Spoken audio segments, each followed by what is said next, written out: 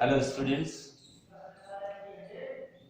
आज ये third video है और अकॉर्डिंग टू सीरियल देखा जाए तो ये फोर्थ वीडियो है, क्योंकि जो फर्स्ट वीडियो है वो आपको बड़ी जल्दी ही मिल जाएगी। वो कुछ टेक्निकल प्रॉब्लम्स की वजह से अपलोड नहीं कर पाए थे, तो जो फर्स्ट वीडियो है अब आपको अवेलेबल हो जाएगी, जो सेंटेंस के बारे में थी कि सेंटेंस क्या है एक्चुअली, इस बारे में बनाई गई थी वो वीडियो और वह बहुत जल्दी आपको मिलेगी। इसके अलावा जो भी वीडियोस हैं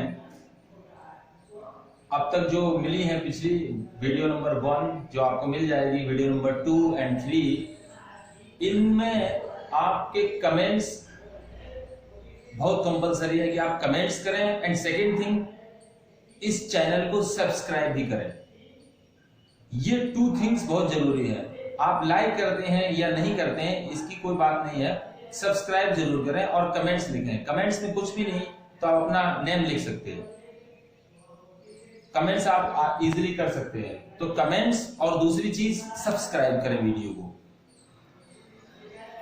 इसके अलावा जो सेंटेंस और उसके टाइप्स से रिलेटेड जो होमवर्क है बड़ी जल्दी ही आपको अवेलेबल होगा।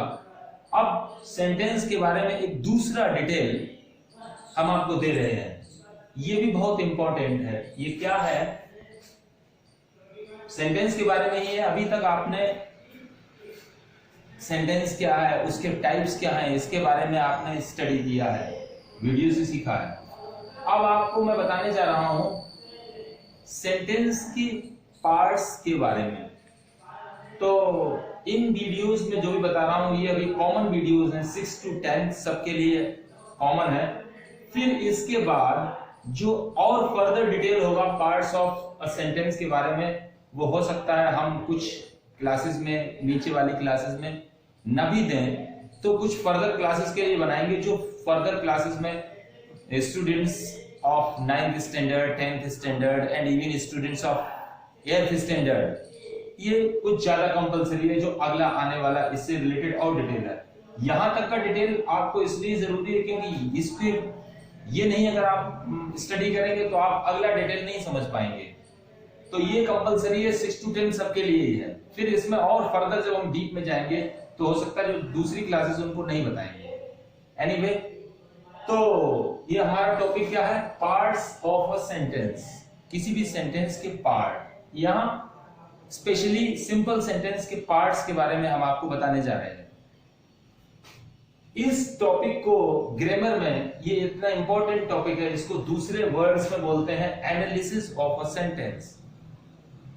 ग्रामर में हम सेंटेंस को एनालिसिस कैसे करें, सेंटेंस को सिंथेसिस कैसे करें। सिंथेसिस और एनालिसिस ये दोनों एक दूसरे के अपोजिट एक्टिविटीज हैं, अपोजिट एक्सरसाइजेज हैं दोनों, सिंथेसिस और एनालिसिस।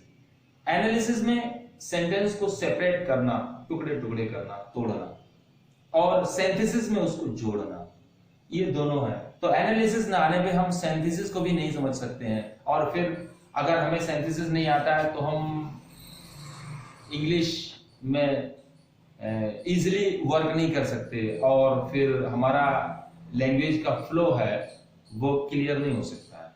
तो इसलिए सिंथेसिस और एनालिसिस ये दोनों ही कंपलसरी होते हैं 9th and 10th के स्टूडेंट्स के लिए। जो क्लॉज उनके में टॉपिक दिया गया होगा, तो क्लॉज से रिलेटेड जो भी टॉपिक है, तो क्लॉज के बारे में भी आप कुछ नहीं कर सकते क्योंकि उसका बेसिक नॉलेज वो एनालिसिस ऑफ द सेंटेंस ही है।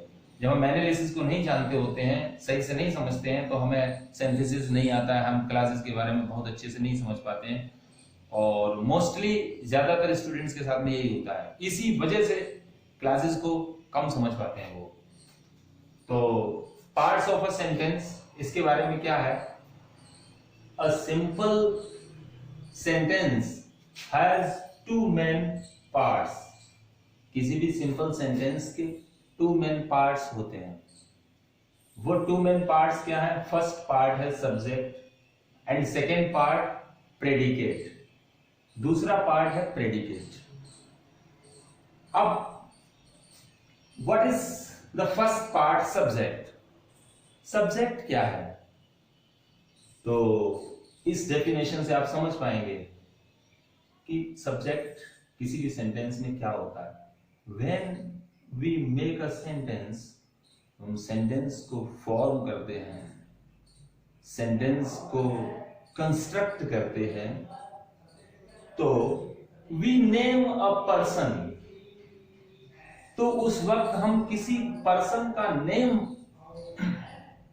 या तो लिखते हैं या बोलते हैं।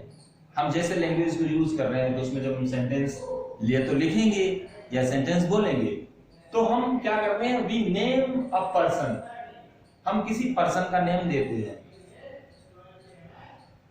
और अ थिंग या किसी thing, anything, living thing, non living thing, कुछ भी, उसका नेम देते हैं। मीन्स या तो नेम बोलते हैं, और अगर सेंटेंस लिख रहे हैं तो उसका नेम सबसे पहले लिखते हैं। यही पर्सन के साथ में, यही थिंग के साथ में है। कौन सा पर्सन, कौन सा thing we are speaking about, जिसके बारे में हम बोल रहे हैं कुछ, means we are going to speak about, जिसके बारे में हम कुछ बोलने जा रहे हैं, उसका, उस पर्सन का नेम और या उस थिंग का नेम हम सबसे पहले या तो लिखते हैं या बोलते हैं।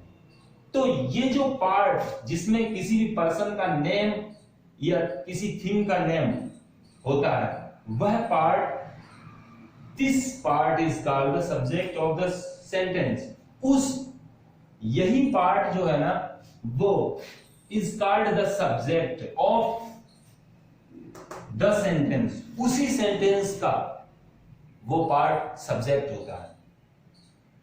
इसका एग्जाम्पल प्रेडिकेट के साथ में दोनों एक साथ दिए जाएंगे। प्रेडिकेट, अब प्रेडिकेट क्या है, इस को आपको ध्यान में रखना है जो मैंने बताया है, फिर आपको एक ही एग्जाम्पल से सब्जेक्ट और प्रेडिकेट दोनों को क्लियर किया जाएगा, क्योंकि तभी आप बहुत अच्छे से समझ पाएंगे। प्रेडिकेट क्या है, द पार्ट प्रेडिकेट और भी सिंपल है। अगर आप सब्जेक्ट समझ गए हैं तो प्रेडिकेट क्या होता है, in other words the part that tells about the subject. Subject क्या है आप जान गए हैं, और वो पार्ट सेंटेंस का जो सब्जेक्ट के बारे में बताता है। The part that says about the subject, जो सब्जेक्ट के बारे में कहता है, सब्जेक्ट की फुल डिटेल देता है, total detail of the sentence, जो उस सेंटेंस के सब्जेक्ट के बारे में बोलता है। सेंटेंस का जो सब्जेक्ट है उसके बारे में वो पार्ट जो कुछ कहता है, is called the predicate of the sentence. उस सेंटेंस का वो पार्ट प्रेडिकेट कहलाता है। ये है सब्जेक्ट और प्रेडिकेट के बारे में। कैसे, आप इसको आप एक एग्जांपल से समझते हैं।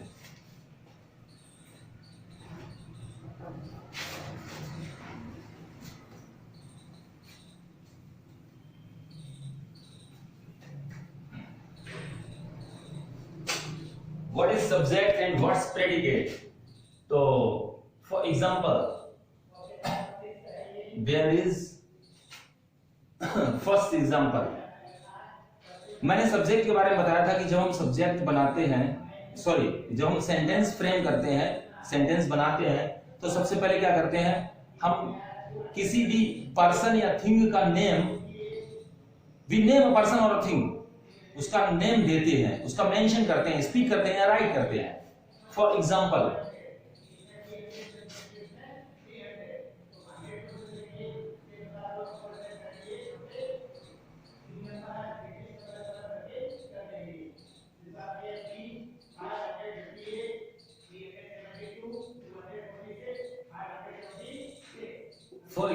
दिस बिल्डिंग, मोस्टली यहां हमने कुछ नहीं किया है, किसी भी थिंग का नेम दिया है, दिस बिल्डिंग, और दिस उसको पर्टिकुलर बताने के लिए कि दिस बिल्डिंग। तो ये क्या हो गया, नेम ऑफ अ थिंग हो गया। यहीं से हमने स्टार्ट किया। वी नेम अ थिंग और वी नेम अ पर्सन और अ थिंग। दूसरा एग्जांपल, फॉर एग्जांपल,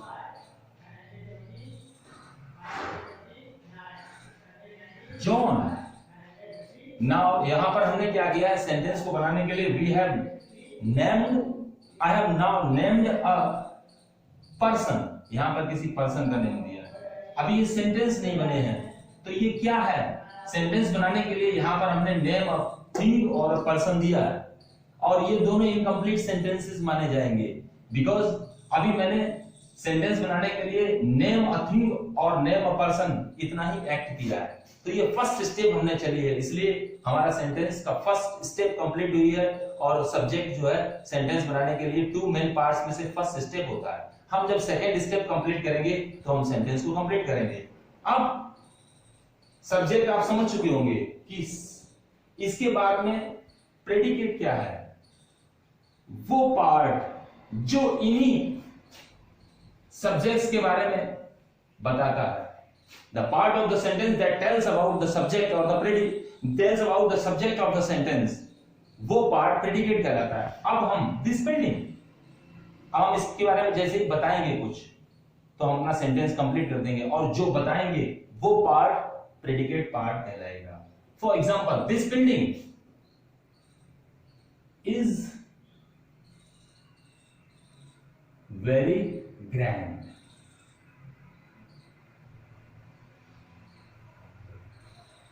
अब हमने जो इस थीम के बारे में बताया है वो क्या है, वो ये पार्ट है।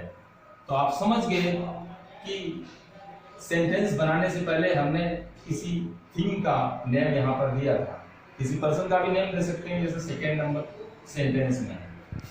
तो ये पार्ट सब्जेक्ट हो गया,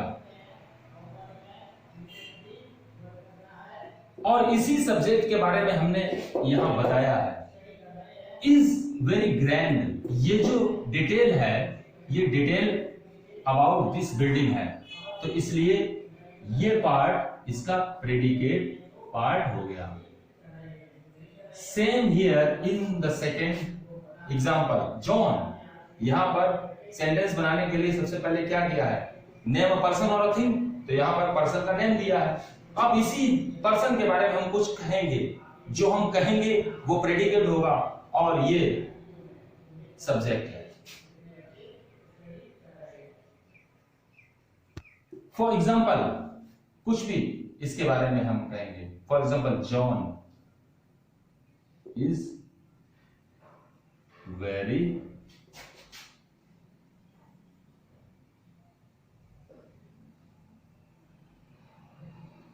वेरी इंटेलिजेंट। तो जॉन के बारे में हमने कहा क्या है, इज वेरी इंटेलिजेंट। तो ये क्या हो गया, ये जो है वो प्रेडिकेट हो गया इसका। आई होप आप सब्जेक्ट और प्रेडिकेट के बारे में काफी कुछ समझ चुके होंगे। इसके बाद इसका सब्जेक्ट और प्रेडिकेट बहुत ही इंपॉर्टेंट टॉपिक है, जैसा मैं पहले बता चुका हूं। इसके बारे में जो फर्दर डिटेल्स हैं वो जिन क्लासेस के लिए जरूरी है उनमें दिया जाएगा, और जहां तक मैं मानता हूं 6th और 7th क्लास के लिए तो इतना ही काफी है, और इससे आगे की डिटेल्स, लेकिन और भी क्लासेस जो भी इसको देख रहे हैं उनको इसके आगे की डिटेल्स जरूर मिलेंगे, क्योंकि उनके लिए ये इंपॉर्टेंट है। और इन सारे वीडियो से रिलेटेड जो भी आपको होमवर्क है जो अवेलेबल कराया जाएगा, उसे आप बहुत ही सिंसियरली, मैं ऐसा एक्सपेक्ट करता हूं कि आप बहुत ही सिंसियरली करेंगे, तो उससे आपको डेफिनेटली लॉट्स ऑफ बेनिफिट मिलेगा। और अभी तक के लिए इतना कंप्लीट है, एंड थैंक्स फॉर लिसनिंग और thanks for watching this video. Thank you.